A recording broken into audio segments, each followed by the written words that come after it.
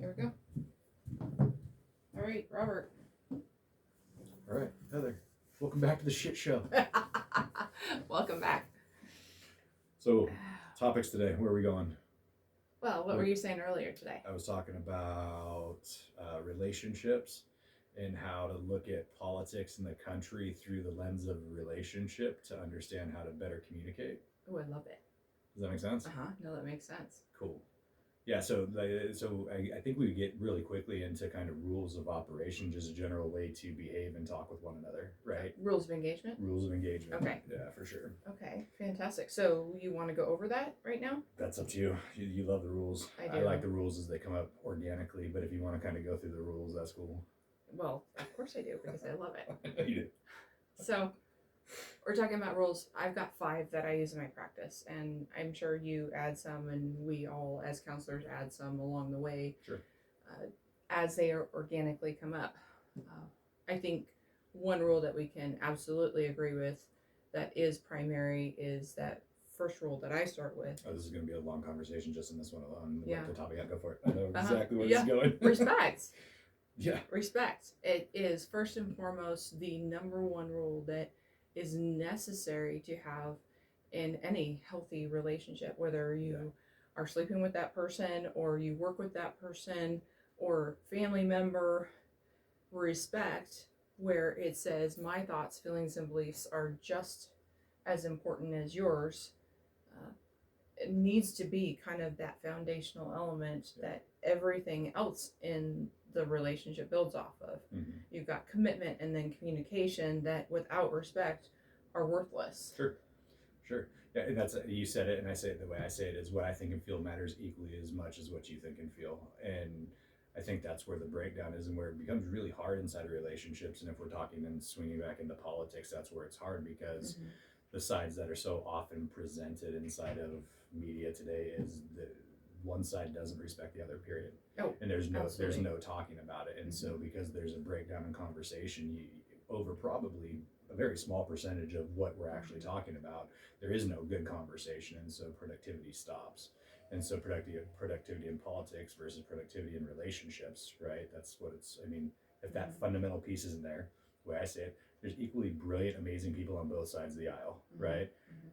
There's equally brilliant people on both sides of the relationship, right? And so kind of subscribing to that is key. Yeah, absolutely. Allows you to have your position and my position, and it allows me to have a voice and to be validated and to be worthy.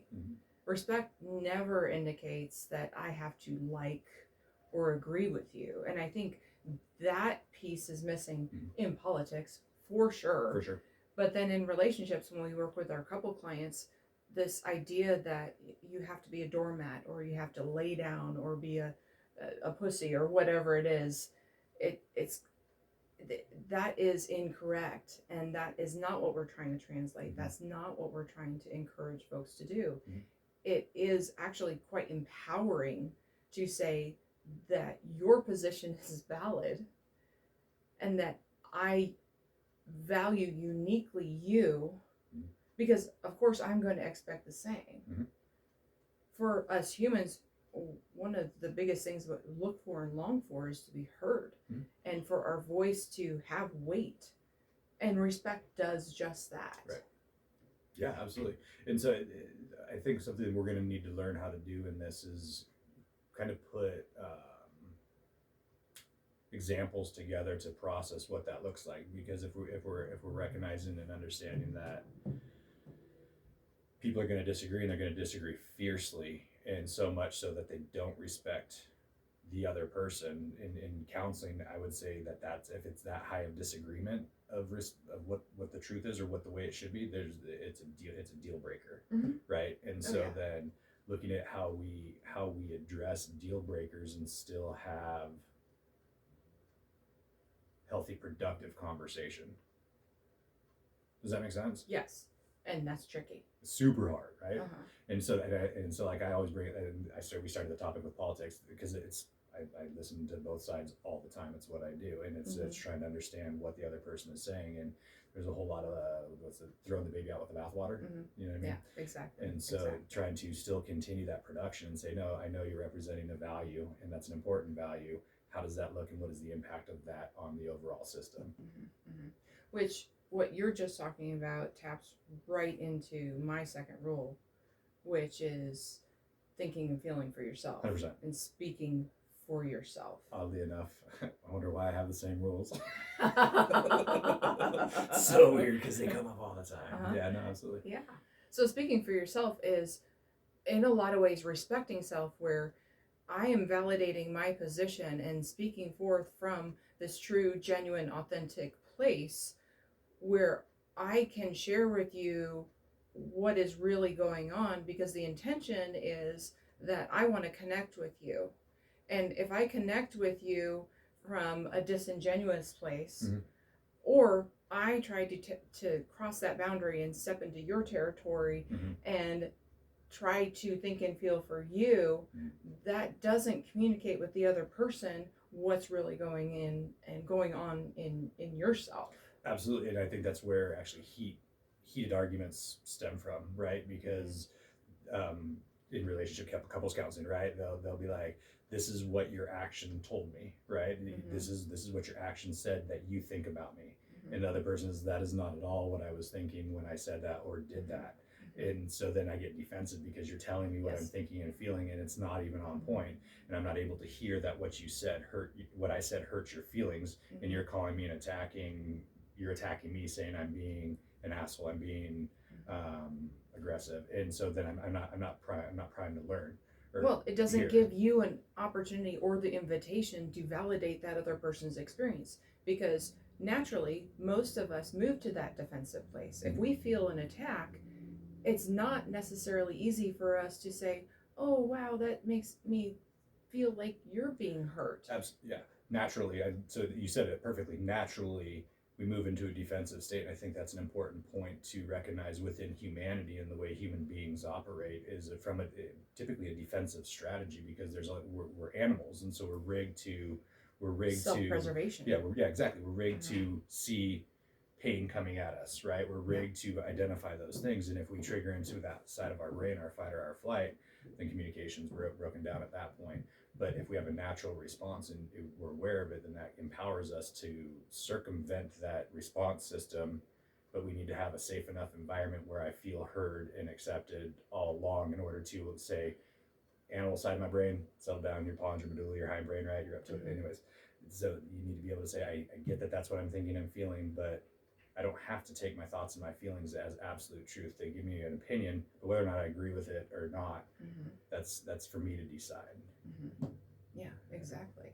Which then goes back to that respect piece, whereas I am responsible and accountable for my own stuff.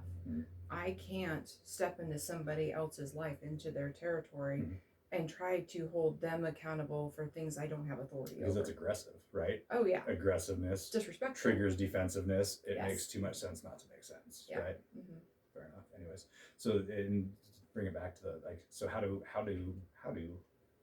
I'm stuttering. How does a population of people, if we're talking about a population of communication, right? There's populations communicating separate things really poorly, because it's a terrible way to communicate, because you're communicating for a whole lot of thinking and feeling people that are like, I don't agree with that. I agree with that, but I don't agree with that. But we're just going to call it that, and it just becomes a muddle. And so I guess what it comes down to, like, I'm gonna bash like mainstream media, right? Is because you're putting a position out there that influences people, but it's so much more complex than the 40-minute conversation or 40-minute episode or 30-minute news briefing, or it's not news anymore. It's just positions on both sides of it. It's, this is what I think, this is what I feel. It's not news anymore. Journalistic integrity is dead. News, journalism with an opinion. Yeah, it's awesome. And but that's what fuels, right? Look at what's been talking, and we don't want to go too much into politics, but look at that's exactly what's happening. Like, I mean. Sorry, I stopped it at that point. Maybe we should go there sometime. We'll have to decide what the feedback is. Yeah, that might be fun. You know what I mean? Like, let's actually talk about some of that. I love politics. Sorry. I hate it, but I love talking it because it's human interaction. That's why I do what I do. I love human interaction. Because we're seeing in politics what we also see in relationships. So from the Micro, dyad, macro. right, Opens up. micro, macro, dyad to then the society at large, we're seeing the same patterns. Mhm. And if the same principles are applied in the dyad that can be applied in the social interaction, we'll see the same results of connection and understanding and awareness that we're seeing with our couples Yep. in our society. I think where the growth comes in is the recognition to not participate in that process. What I mean by that is there's anytime there is a marginalized person, marginalized population, anything like that hasn't been listened to, right? There's a natural buildup. You're gonna fucking listen to me, right? I deserve to be listened to, and you see a lot of that. And you're absolutely right. You do. What you think and feel matters equally as much as what anybody else. Aforementioned rule 1. Yeah. Right. But doesn't mean that it's necessary to communicate in a shitty way. Doesn't mean it's necessary to communicate in a bullying way. Doesn't mean it's necessary, but some people believe it is. But I would argue that that's so few and far between. And when you have a population that is willing to listen, right, that should start to back away. Just like inside of a relationship, if you're sitting and you have your spouse or any partner or whoever it is that is willing to listen to what you're saying, then we need to be like, okay, I have an audience. And having an audience is really, really important.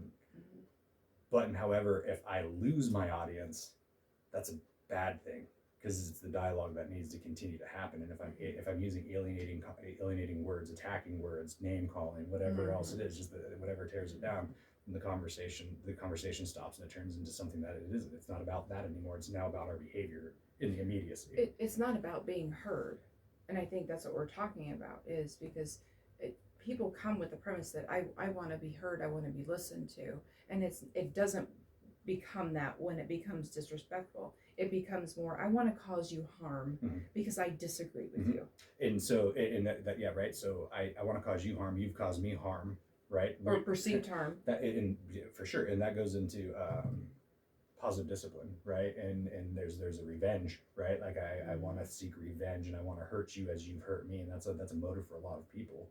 And I think that's important to acknowledge. Generally speaking, we look at it in children. Yes. It's an adult. Because we're big children. Yeah, 100%. Anyways, all right. Fantastic. So we've got 3 things left, which we can probably just probably shore that up really quickly.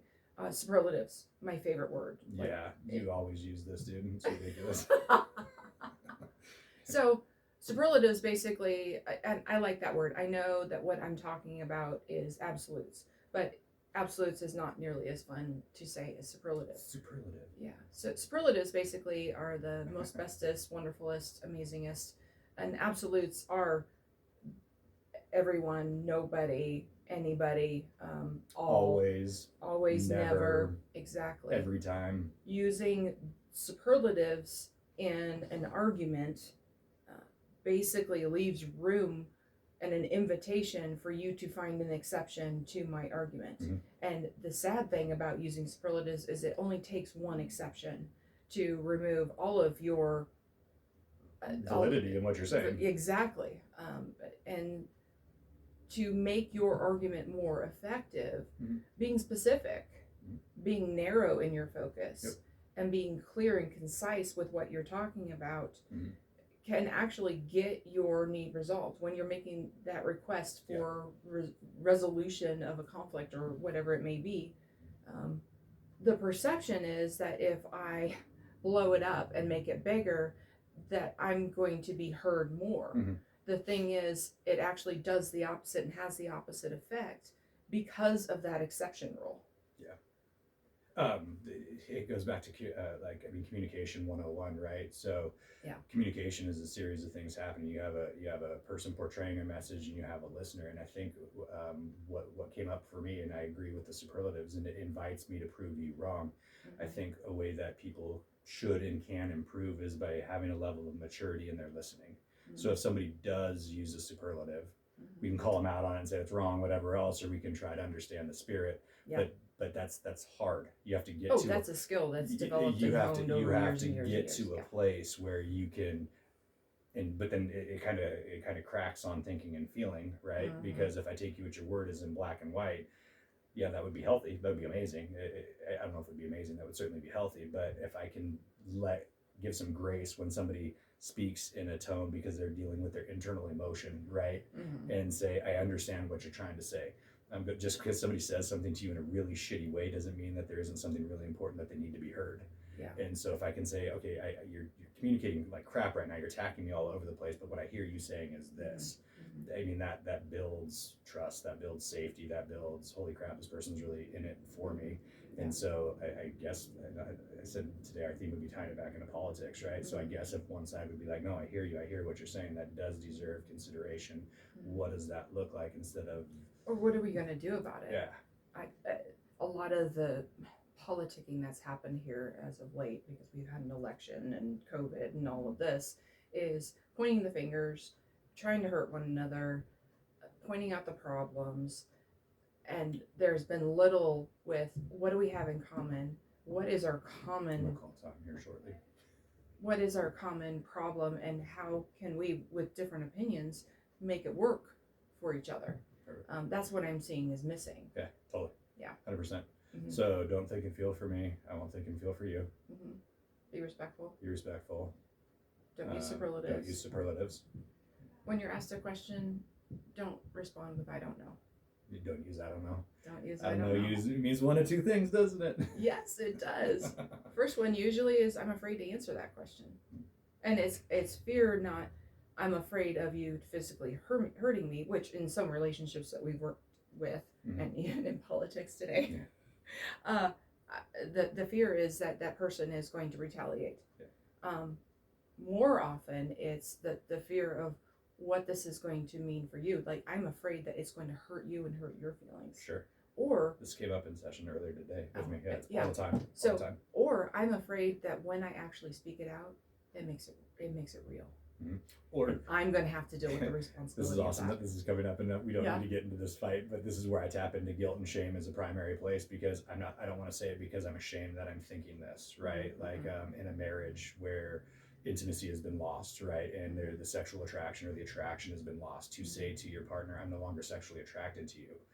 There's a lot of weight in that statement, and I feel so bad that that's how I feel, and so I'm living in this like cage, but no, this is how I'm feeling. And to be able to have a partner that you can share that with is what would make the relationship, would take the relationship to the next level, I think.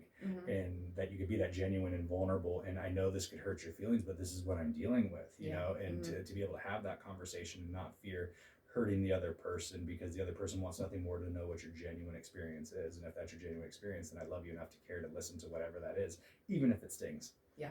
Because that's what's going to help you be attracted to me and know that I'm the safest person, or you're the safest person. Exactly. So yeah. The other reason would be you haven't synthesized down the answers to that. So you get asked a question, well, I don't know.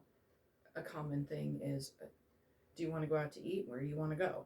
Well, I don't know. I don't care. I don't know. Okay, we'll go here. I don't want to go there. That's the worst. But it happens all the time. And we all can relate to it because it's so true. Yeah, totally. So maybe just asking for some more time, or not right now, For sure. and indicating that I am thinking through these things. As a counselor, I approach that with, I'm not going to insult your intelligence to accept the I don't know. Right. Because I know that you're not answering purposefully, and it might be for fear, or it might be because you're still trying to figure it out, get the cogs to work. There's right. so many possibilities of what might be what I believe to be the answer. I really don't know, because there's so much I'm thinking right now, and I haven't subscribed to my position yet. Yeah, for sure. The last thing is just replacing but with and. I do this a lot with my clients. Button, however. Yeah. Button, however. Yeah. Whenever you use the conjunction but, it basically negates everything that was said previously. Agreed. Using the conjunction and makes both as important. Yeah. So it's validating rule one. It is validating rule one. I get you. Makes sense. That one's pretty common. We hear that. If you've been in any bit of counseling or any relationship, everybody knows the butt one, but it is super super important. I have an additional one that I use on a regular basis that I'll throw out there, and it's, if I tell you you hurt my feelings, you don't get to tell me you didn't. That's And, a good one. yeah, so and that there's a lot to be had in that, because it allows me to own my emotion to be valid. Because if you tell me why that's not what you were trying to do, or whatever, that's invalidating in and of itself. Now, this is a dangerous rule, because the hope would be that everybody's being genuinely honest when they're saying you hurt my feelings, but people will use feelings to manipulate inside of relationships, and that will come in. And I use manipulate. Manipulate sometimes gets a bad rap. I think manipulation is normal. We manipulate everything. We manipulate the thermostat to control the air. You know what I mean? Like, and so oftentimes manipulation gets a bad rap because we can use it in a malicious or vindictive, or We can, or we can just be genuinely honest. And when you're coming forth with that genuine, clear, honest position, then it's like, your feelings are hurt. That should matter to me. It does matter to me. Yeah. But if I say they didn't, and if I say I didn't, then that negates it. Sorry. Anyways. All right, Okay. let's go get lunch, because I'm starving. It was ready like 10 minutes ago. That was a good one. That was a good one. I like that one.